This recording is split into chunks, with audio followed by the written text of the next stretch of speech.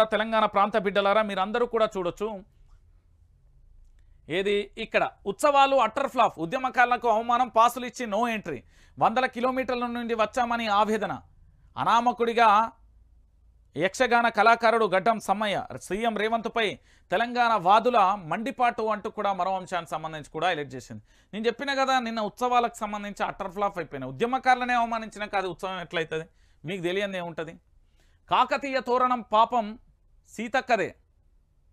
TDP మాజీ MLA సంచలన వ్యాఖ్యలు. కాకతీయులు క్రూరులు అంటున్నారు, వాళ్ళు చేసిన మేలును మర్చారా? రేవంత్ చరిత్రను వక్రీకరిస్తున్నారు.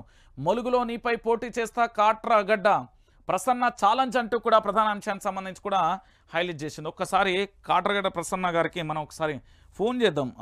ఏం జరిగింది, ఏం కథ అనేది ఒకసారి మనం మాట్లాడాలి. ఎందుకంటే పూర్తి స్థాయిలో కూడా తెలంగాణ రాష్ట్ర వ్యాప్తంగా కూడా అసలు ఏం జరిగింది, ఎందుకు ఇంత ఘోరంగా కూడా మాట్లాడాల్సి వచ్చింది అనేది ఒకసారి చూద్దాం.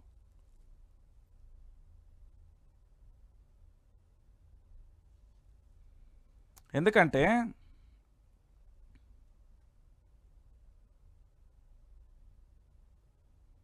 పూర్తి స్థాయిలో కూడా